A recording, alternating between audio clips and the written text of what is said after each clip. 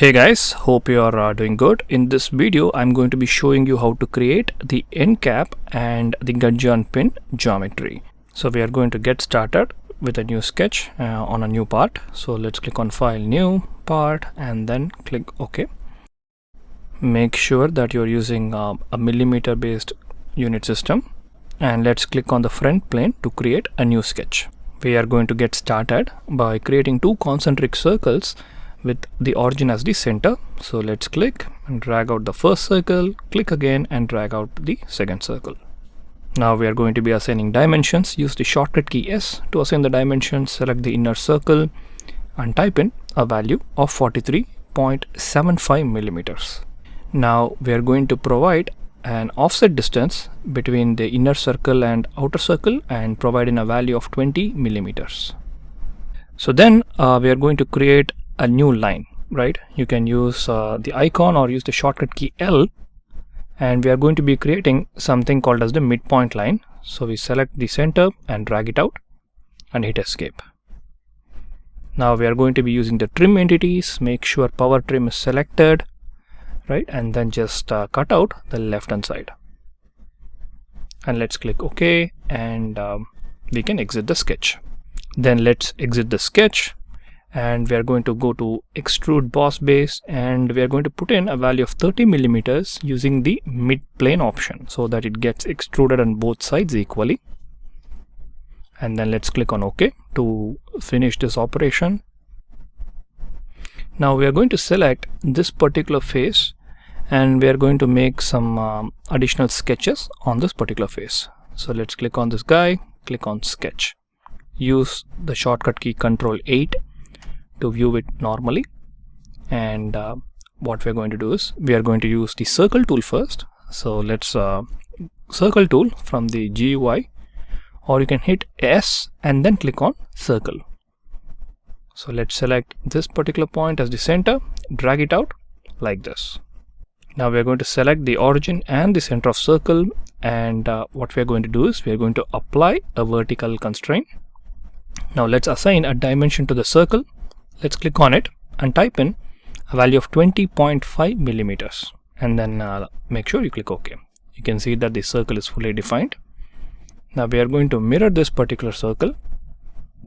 Click on mirror entities, and let's select this particular circle, and we are going to be selecting the top plane for mirror about, and then let's click OK.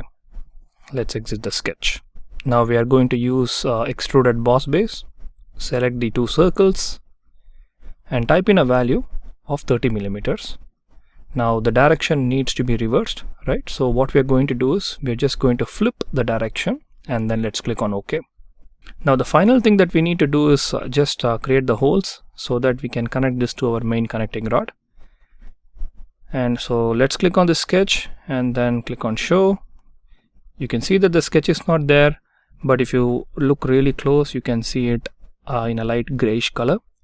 Let's create a sketch here and use Ctrl 8 to view it along its normal, and we are going to create one more circle which is centered about the previously drawn circle, right?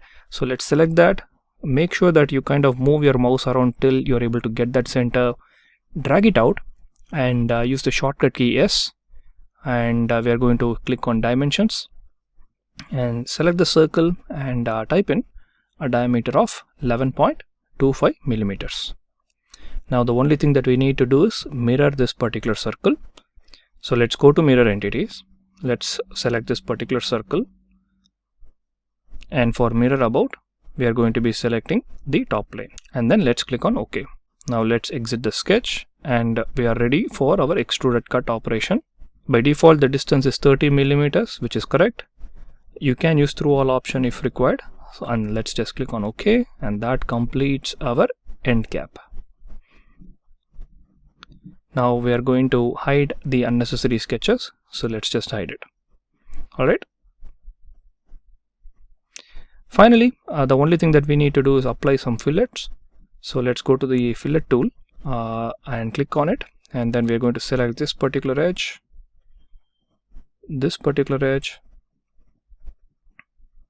and you can see that the fillet radius is a bit too much. So maybe type in a value of 5 millimeters, and that looks not that good. Maybe reduce it a bit more, maybe something like 2.7 mm, and that looks more reasonable. Right, we are going to do the same thing on this particular edge, but you can see that that fillet is not going to work out.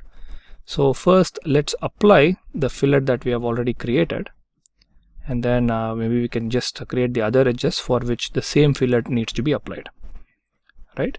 And then what we can do is to get our previous edges, we are going to go back to the fillet tool one more time, and let's select this particular edge and also this particular edge, and it looks like this time it's actually showing up for the same radius, 2.7 millimeters. So you know what, guess it worked. So let's just click OK and finish our fillet operations. Right, so that concludes the modeling process of the end plate. So let's just save this guy, and what we're going to do is we're just going to start modeling the gudgeon pin. So you can call this as the end cap, and we'll get started with the gudgeon pin next. So we're going to get started with a new part. So let's click on File, New Part, and then let's click OK. And as always, we make sure that our unit system looks correct, and click on New Sketch. The gudgeon pin is fairly easy to draw. It's basically a cylinder, right? So what we are going to do is we are going to start with the circle tool, and then we are going to create a circle, and then we are going to extrude it. So we are going to use the shortcut ES, click on circle, select the origin, drag it out, and then let's click on one more circle, drag it out. Now we are going to click S, use smart dimensions, and for the outer cycle we are going to type in a value of 25.4 millimeters, so that's 1 inch. And for the inner circle, we are not providing a radius, but we are providing an offset distance, and we are going to type in a value of 7 millimeters. Oh, actually this should not be 7 millimeters. Let's just modify this to 5.5 millimeters. My bad. Let's click on OK, and then you can also exit the sketch. Now we are just going to extrude this sketch. So let's go to extrude at boss base, and we are just going to type in, and you need to make sure that you're using the mid plane option so that it gets extruded on both sides, and type in a value of 127 millimeters, and then click OK. Then what we are going to do is we are going to apply chamfers for both these two edges.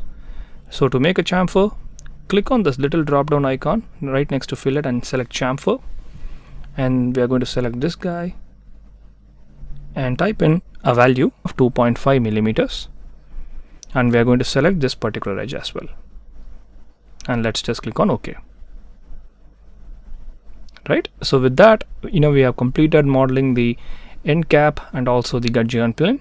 So you can go ahead and save this particular model, right? And then in the next video, what we are going to do is we are going to be looking at how to model the crank. All right, thank you for watching this video, and I'll see you guys in the next one. Bye.